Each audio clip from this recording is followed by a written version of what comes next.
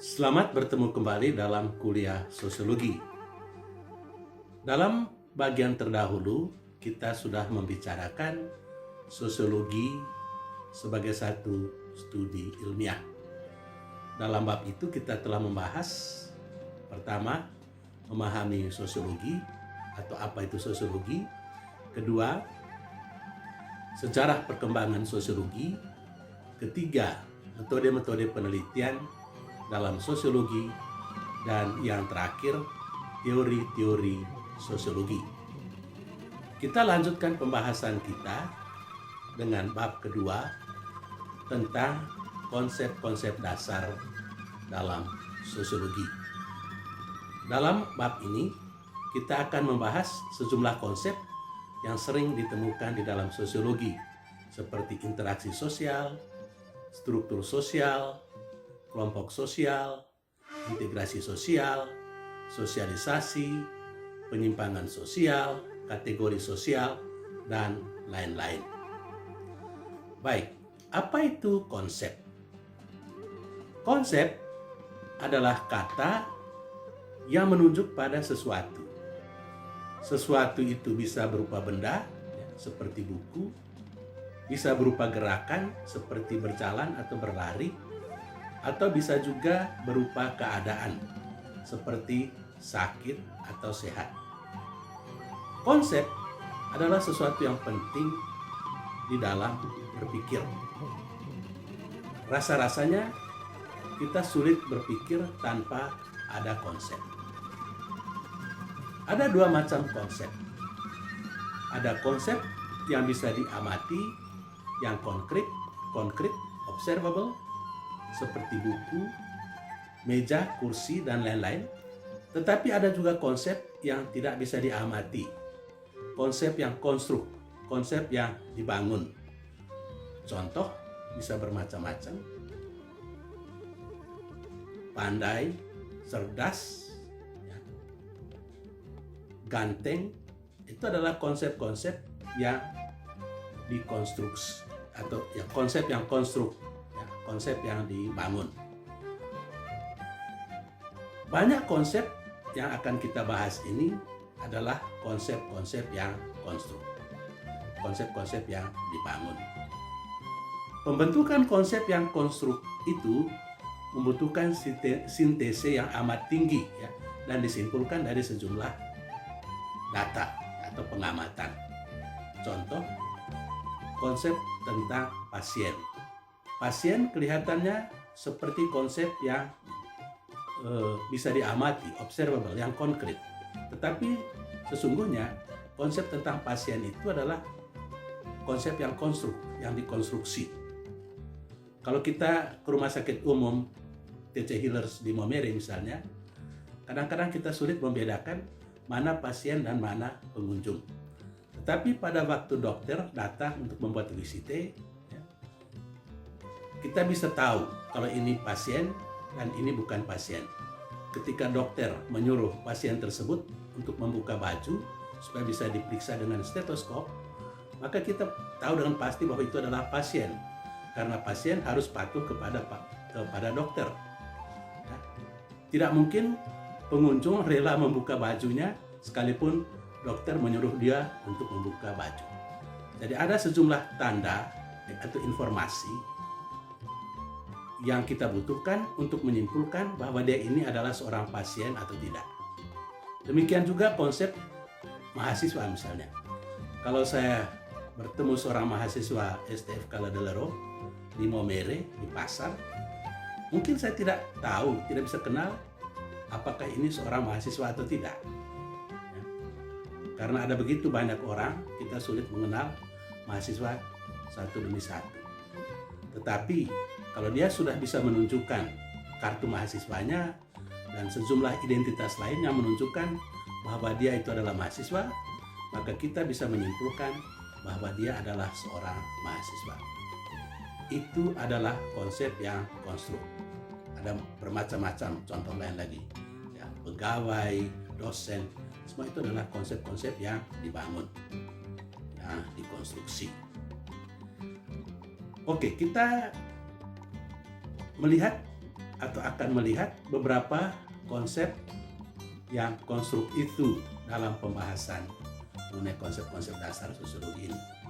Yang pertama, kita mulai dengan interaksi sosial. Apa itu interaksi sosial?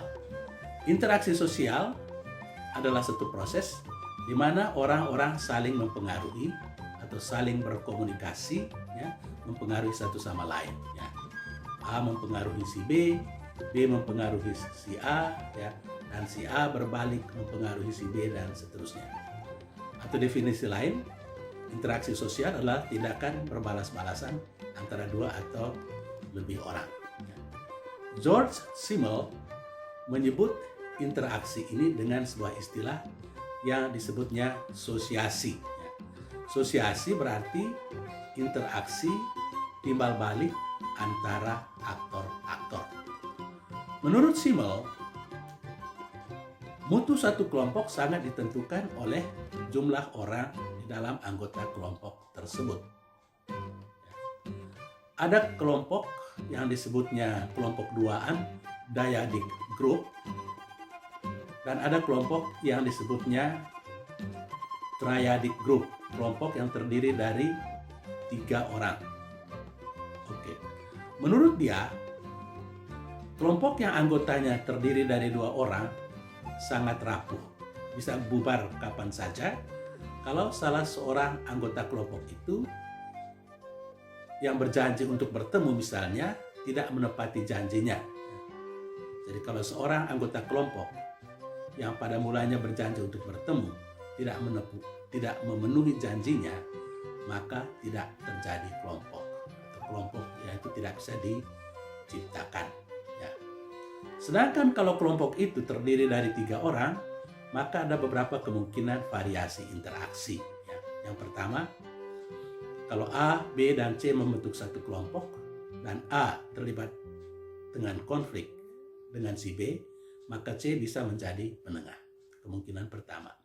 Kemungkinan kedua, C bisa membiarkan A dan B berkonflik atau dia bisa memihak salah satunya. Ya, misalnya dia memihak si A atau si B. Atau yang ketiga, C bisa memperbesar konflik. Divide et impera. Istilah yang populer, ya. Bagi-bagi dan kuasai, ya. Politik divide et impera yang dilakukan oleh Belanda dulu ketika mau menguasai kerajaan-kerajaan di Indonesia. Dia menghasut kerajaan-kerajaan itu untuk berperang satu sama lain dan kemudian dia menguasai mereka. Baik, itu interaksi sosial. Ada bermacam-macam interaksi sosial. Ada interaksi tanpa kata. Jadi orang tetap berinteraksi walaupun mereka tidak menggunakan kata-kata, ya, dengan menggunakan bahasa tubuh. Ya. Ada interaksi yang menggunakan kata-kata. Ya. Interaksi seperti ini jauh lebih sempurna daripada interaksi tanpa kata. Ya. Sulit untuk menjelaskan apa itu sosiologi hanya dengan menggunakan mimik saja. Ya. Interaksi dengan menggunakan kata-kata itu, ya, jauh lebih sempurna daripada interaksi tanpa kata. Kemudian ada interaksi yang terfokus, ya, yang memusatkan perhatian pada satu tema, pada seseorang. Ya. Ada interaksi yang tidak fokus, interaksi sambil lalu saja. Baik, itu 1-2 hal yang bisa dikatakan tentang interaksi sosial. Konsep kedua adalah struktur sosial. Struktur dalam arti fisik berarti unsur-unsur atau komponen-komponen yang harus ada pada sesuatu, gedung misalnya atau jembatan misalnya, yang membuat sesuatu itu, gedung itu atau jembatan itu bisa bertahan atau bisa berdiri, bisa berada, bisa eksis. Oke, struktur sosial, ya, berarti unsur-unsur atau elemen-elemen, komponen-komponen yang ada di dalam masyarakat supaya masyarakat itu bisa bertahan. apakah elemen-elemen itu ada bermacam-macam, ya. Tentu ada elemen anggota-anggota, individu-individu, tapi selain itu ada elemen-elemen nilai-nilai, norma-norma, dan undang-undang atau adat istiadat dan lain-lain yang membuat masyarakat itu bisa bertahan, ya. Itu pertama. Kedua, struktur sosial juga berarti pola-pola yang harus diikuti oleh anggota-anggota masyarakat supaya masyarakat itu bisa bertahan. Jadi, pola tingkah laku yang harus diikuti supaya masyarakat itu bisa bertahan. Dalam kaitan dengan ini ada juga istilah, ada tingkah laku yang terpola, yakni tingkah laku yang mengikuti pola-pola yang sudah digariskan di dalam masyarakat atau oleh masyarakat, dan ada tingkah laku yang tidak terpola dan tidak mengikuti pola-pola. Ketika waktu kuliah orang misalnya tiba-tiba tertawa terbahak-bahak sendirian, itu tingkah laku yang tidak terpola. Karena pengandaiannya selama kuliah, ya, orang harus memusatkan perhatiannya pada dosen dan tidak bisa berbuat sesuatu yang lain yang di luar pola. Ya, itu tingkah laku terpola, dan ada tingkah laku yang tidak terpola. Tingkah laku yang terpola atau terstruktur ini selalu bisa diramalkan, ya, dan kita tidak terkejut. Ya. Saya bisa meramalkan ketika mahasiswa masuk kelas, mereka akan tertib, akan pakai baju semua, ya. Tidak ada tingkah laku, tidak ada hal-hal yang, atau tidak ada kejutan-kejutan, ya. Saya tidak akan menemukan di dalam kelas misalnya seseorang yang tidak pakai baju. Itu tidak terstruktur, tingkah laku yang tidak terpola. Dan dalam kehidupan bersama, sulit rasanya membangun satu kebersamaan kalau terlalu banyak tingkah laku yang tidak terpola, tidak terstruktur. Dengan kata lain, sulit mempertahankan kebersamaan kalau masing-masing orang berbuat sesuka hati saja, tidak mengikuti pola-pola kehidupan bersama atau tata aturan yang telah disepakati untuk mempertahankan kebersamaan. Oke, itu tentang struktur sosial. Konsep yang ketiga, institusi sosial. Apa itu institusi sosial? Institusi sosial adalah bagian struktural dari masyarakat luas yang berfungsi untuk memenuhi satu atau lebih kebutuhan masyarakat itu, ya, supaya masyarakat itu bisa bertahan. Ya, contohnya bisa bermacam-macam. Institusi keluarga, ya, fungsinya itu adalah bertanggung jawab untuk melahirkan anggota-anggota baru ke dalam masyarakat atau menambah anggota-anggota baru, ya. Dia bertanggung jawab atas mekanisme pergantian anggota-anggota baru di dalam masyarakat. Atau fungsi lain itu adalah fungsi sosialisasi, mendidik anak-anak supaya menjadi anggota masyarakat yang efektif. Institusi pendidikan, ya, dia menangani masalah sosialisasi, yang mendidik anggota-anggota masyarakat supaya menjadi manusia yang baik dan berguna untuk masyarakat itu. Kita sulit membayangkan anggota-anggota masyarakat yang tidak bisa mematuhi aturan bersama atau berbuat turut suka tadi. Institusi pendidikan membantu anggota-anggota masyarakat itu supaya tingkah lakunya itu terstruktur, mengikuti pola-pola. Jangan terlalu banyak yang spontan, ya. Kalau terlalu banyak yang spontan susah kita, ya. Demikian juga dengan institusi kesehatan, institusi agama dan lain-lain. Jadi itu institusi sosial, bagian struktural dari masyarakat, ya, yang berfungsi untuk memenuhi satu atau lebih kebutuhan masyarakat supaya masyarakat itu bisa bertahan. Konsep keempat adalah sistem sosial. Sistem sosial adalah jaringan relasi di antara sejumlah orang atau sejumlah elemen yang berhubungan satu sama lain secara dekat. Contoh dari sistem sosial itu adalah masyarakat adalah satu sistem sosial, ya. Kelompok-kelompok sosial ada sistem sosial, ya, ada jaringan relasi di dalamnya. organisasi sosial adalah juga sistem sosial karena di dalamnya ada jaringan relasi antara anggota-anggotanya, antara elemen-elemen yang ada di dalam organisasi sosial atau yang ada di dalam kelompok sosial itu. Ya. Ciri-ciri sebuah sistem sosial adalah, ya, kalau kita omong tentang masyarakat tertentu tadi, ya, dia memiliki batas-batas yang membedakan dia dari sistem sosial lain. Keluarga adalah satu sistem sosial, ya. Biara adalah satu sistem sosial, klub bola kaki adalah satu sistem sosial. Bisa dibedakan satu dari yang lainnya. Kedua, sistem sosial itu tidak muncul begitu saja, melainkan diciptakan oleh manusia, dikonstruksi. Ya. Karena sistem sosial itu dibangun atau diciptakan, maka dia bisa diubah, ya, bisa dimodifikasi, atau bisa dibubarkan sama sekali, ya, atau bisa dipertahankan. Itu ciri yang kedua. Dan saya kira pembahasan tentang sistem sosial sampai di situ, ya, jaringan relasi antara elemen-elemen atau orang-orang, ya. Oke. Konsep yang berikut adalah kelompok sosial. Apa itu kelompok sosial? Kelompok sosial adalah kumpulan orang-orang yang terdiri dari sejumlah orang yang berinteraksi secara tetap dan terlibat dalam kegiatan-kegiatan bersama. Patokan utama untuk menentukan kumpulan orang-orang itu adalah kelompok atau tidak ialah adanya interaksi antara anggota-anggotanya.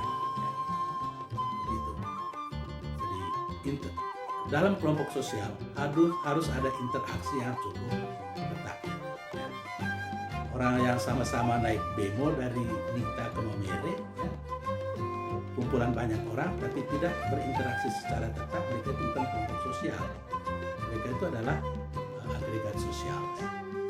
Jadi pertama itu ada interaksi sosial, dan ciri kedua itu adalah bahwa mereka memiliki rasa sebagai satu anggota kelompok. Mereka memiliki sense of belonging, rasa kepemilikan dalam kelompok. Dalam agregat sosial, keanggotaan itu selalu berganti-ganti. Penumpang bemo, ya, atau orang-orang yang ada di pasar, ya, keanggotaannya itu selalu berganti-ganti. Tidak ada rasa kepemilikan, ya, sebagai satu kelompok. Itu kelompok sosial. Ya. Ciri-ciri dari kelompok sosial, ya, dia merupakan satu kesatuan dan bisa dibedakan dari kelompok yang lain. Kemudian memiliki struktur sosial, ya, memiliki norma-norma sosial, ya, memiliki kepentingan yang sama. Ya. Selain dua ciri yang saya sebutkan lebih dulu tadi itu adanya interaksi dan adanya rasa kepemilikan kelompok, sense of belonging. Jenis-jenis kelompok sosial ada bermacam-macam. Ada kelompok sosial yang dibentuk berdasarkan kepentingan bersama, ya, seperti Ikatan Dokter Indonesia atau asosiasi-asosiasi dalam bermacam-macam bidang kehidupan. Ya. Kemudian ada kelompok sosial yang dibentuk berdasarkan keturunan. Ya. Mungkin ada kelompok keturunan Tionghoa, keturunan Arab, atau keturunan India, dan seterusnya. Juga ada kelompok-kelompok yang dibentuk berdasarkan wilayah. Di Maumere ini kita ada bermacam-macam kelompok. Ada keluarga besar Endelio, keluarga besar Manggarai, keluarga besar Lamaholot, dan seterusnya. Selain kelompok sosial yang disebutkan di atas tadi, ya, Charles Horton Cooley juga menyebut sebuah kelompok sosial yang lain, atau dua buah kelompok sosial yang lain, ya, berdasarkan kualitas relasi di dalam kelompok itu. Ya. Yang menyebutnya itu ada kelompok primer, ya, dan kelompok sekunder. Kelompok primer adalah kelompok pertama yang dimasuki oleh seorang individu. Ya. Contohnya itu adalah keluarga. Kualitas relasi di dalam keluarga sangat erat, sangat kuat. Ya. Sedangkan kelompok sekunder adalah kelompok kedua yang dimasuki oleh seorang individu. Contohnya bisa bermacam-macam, ya, klub-klub, ya, organisasi-organisasi tertentu, kelas, semester, ya, dan lain-lain. Itu adalah kelompok-kelompok sekunder. Kualitas interaksi di dalamnya tidak sekuat, seerat seperti kualitas relasi di dalam kelompok primer. Oke. Konsep yang berikut keenam, kategori sosial.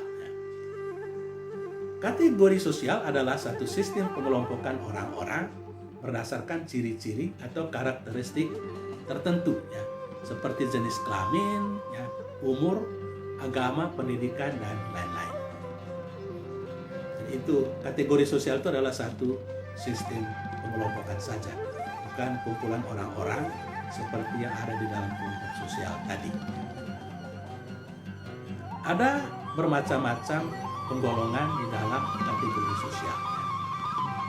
Ada penggolongan berdasarkan satu ciri, ya. Misalnya pembagian mahasiswa STFK Ledalero berdasarkan asal kampus. Ada Ledalero, ada Ritatil, ada Karmel, ada skala Brinian, dan seterusnya. Kemudian penggolongan berdasarkan dua ciri, ya. Pembagian mahasiswa Ledalero berdasarkan kampus dan semester, ya. Kampus Ledalero semester 1, ya. Kemudian ada penggolongan berdasarkan tiga ciri, ya. Misalnya pembagian mahasiswa STFK Ledalero berdasarkan kampus, ya. Kemudian berdasarkan semester dan berdasarkan asal daerah. Oke. Kampus Ledalero semester 1 asal Ngada atau Nagekeo. Baik, itu kategori sosial. Konsep yang ketujuh adalah status sosial. Status sosial adalah posisi sosial yang ditempati oleh seorang individu di dalam masyarakat. Posisi sosial yang ditempati oleh seorang individu di dalam masyarakat. Contoh ayah, ibu, dosen, mahasiswa. Atau pengertian yang kedua, ya, cara untuk mendefinisikan relasi di antara individu-individu di dalam masyarakat. Ya. Contoh, saudara didefinisikan dalam hubungan dengan saudari. Guru didefinisikan dalam hubungan dengan murid. Suami didefinisikan dalam hubungan dengan istri. Orang tua didefinisikan dalam hubungan dengan anak. Pengertian sosiologis ini mungkin berbeda dari pengertian sehari-hari tentang status. Dalam pengertian sehari-hari tentang status, ya, kadang-kadang status itu dikaitkan dengan prestise. Ya. Seorang direktur bank dianggap memiliki status yang lebih tinggi daripada seorang satpam di bank atau teller di bank. Tapi dalam artian sosiologis, baik manajer bank maupun satpam adalah sama-sama status sosial karena mereka menempati posisi-posisi sosial tertentu. Dan setiap setting pasti memiliki status tertentu. Contoh, dalam kegiatan belajar mengajar ada status guru, ada status murid, ada status dosen, ada status mahasiswa. Dalam keluarga ada status orang tua, ada status anak, ada status saudara, ada status saudari, ada status om, ada status ponakan, dan seterusnya. Demikian pun dalam setting-setting yang lain. Nah, karena di dalam masyarakat seorang individu hidup dalam setting yang berbeda-beda atau konteks yang berbeda-beda, maka tidaklah mengherankan kalau seorang individu itu pada waktu yang sama menduduki posisi sosial yang berbeda-beda atau menempati status yang berbeda-beda. Contoh, di keluarga dia adalah anak, ya. Di sekolah dia adalah murid atau mahasiswa, ya. Mungkin di asrama dia adalah anak asrama dan seterusnya, atau di seminari tinggi dia itu adalah seorang pelajar. Tetapi dari beberapa status yang berbeda-beda itu ada status yang dianggap sangat penting, ya. Dan status yang dirasakan penting atau lebih penting dari status-status lain itu seringkali disebut master status. Status yang dianggap sangat sentral oleh individu dan mempengaruhi kehidupan seorang individu. Misalnya status frater mungkin bisa dianggap sebagai master status untuk mahasiswa yang studi di sini. Sedangkan mahasiswa itu adalah posisi yang ditempati sesudah dia menjadi frater. Jadi sebagai frater dia ditugaskan oleh keuskupan atau kongregasi untuk studi filsafat, yaitu master status. Ada bermacam-macam status, ya. Ada ascribe status, ya, status yang diterima begitu saja, status sebagai anak laki-laki, status sebagai anak perempuan, status sebagai anak sulung, anak bungsu, dan seterusnya. Ada achieve status, ya, status yang diperoleh karena pencapaian-pencapaian, usaha-usaha atau perjuangan-perjuangan. Misalnya status sebagai seorang guru, status sebagai seorang dosen, sebagai seorang mahasiswa adalah achieve status. Kemudian ada status-status formal, ya, posisi sosial yang ditempati oleh seseorang setelah dia mengikuti persyaratan-persyaratan formal tertentu. Sementara itu ada status informal, ya, status yang ditempati oleh seseorang yang bukan karena mengikuti persyaratan-persyaratan formal tertentu dan juga tidak diangkat secara resmi. Itu status, ya. Oke. Berikut peran sosial, ya. Masih ada hubungan dengan status, ya, status dan peran. Oke. Konsep ke-8 itu tentang peran sosial. Apa itu peran sosial? Peran sosial adalah pola tingkah laku yang diharapkan oleh masyarakat dari seseorang yang memiliki status tertentu. Atau definisi lain, ekspresi dinamis dari status. Jadi seseorang menduduki status tetapi melaksanakan peran. Dan norma-norma budaya kita telah mengajarkan bahwa orang yang menduduki status-status tertentu harus berperan sesuai dengan harapan masyarakat dari status itu. Misalnya status seorang ayah, atau dari status seorang ayah, masyarakat mengharapkan pola tingkah laku tanggung jawab tertentu dari seseorang yang disebut ayah. Demikian juga status lain sebagai guru, sebagai ibu, sebagai saudara, sebagai kakak, sebagai adik, dan seterusnya. Peran juga selalu terarah atau berkaitan dengan relasi dengan orang lain. Jadi peran ideal status tertentu selalu dikaitkan dengan tanggung jawabnya terhadap status yang lainnya. Mahasiswa yang baik selalu dikaitkan dengan tanggung jawabnya, ya, dengan dosen misalnya, atau orang tua dengan anak. Orang tua yang baik selalu dikaitkan dengan tanggung jawabnya terhadap anak. Demikian juga dengan suami dan istri, guru dan murid. Oleh karena setiap individu memiliki banyak status pada waktu yang sama, seperti tadi sudah dijelaskan, maka tidaklah mengherankan kalau pada waktu yang sama itu dia juga memiliki banyak peran yang disebut role set. Contoh, ya, peran sebagai murid, peran sebagai anak, peran sebagai frater, peran sebagai anak asrama, dan seterusnya. Ya. Tetapi ada perbedaan pandangan tentang role set itu dari Ralph Linton dan Robert King Merton. Menurut Ralph Linton, status-status memiliki status peran. Karena kita memiliki banyak status, maka kita juga memiliki banyak peran. Contoh, dengan gampang tadi sudah disebutkan.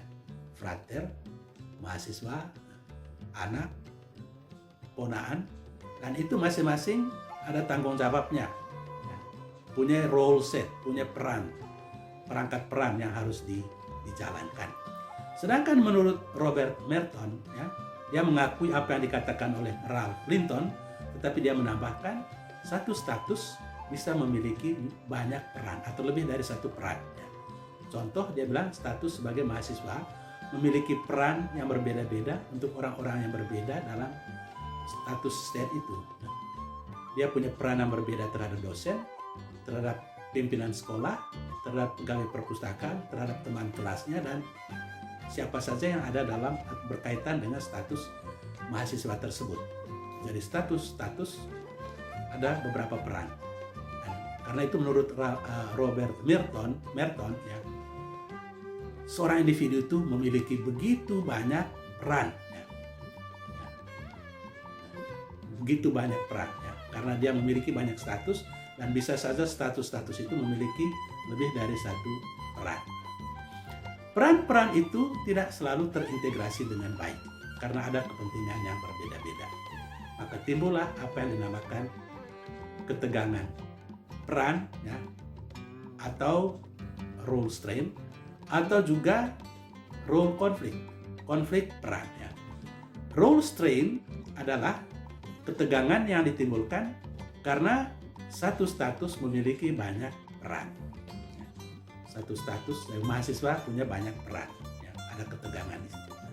Sementara itu konflik peran atau role conflict terjadi karena seseorang atau seorang individu memiliki banyak status ya, dengan peran yang berbeda-beda. Ya. Ada banyak status, karena itu dia memiliki banyak peran, dan di situ terjadi peluangnya terjadi konflik peran atau role conflict. Memang Robert Merton juga mengemukakan beberapa mekanisme untuk mengatasi ketegangan atau konflik peran itu ya. Misalnya orang harus membuat pilihan-pilihan cerdas ya, peran mana yang lebih dulu dijalankan atau diperhatikan ketimbang peran-peran yang lain, atau mengatur pembagian waktu supaya peran-peran tertentu itu bisa mendapat alokasi waktu yang cukup sehingga tidak terjadi role strain atau role conflict ya.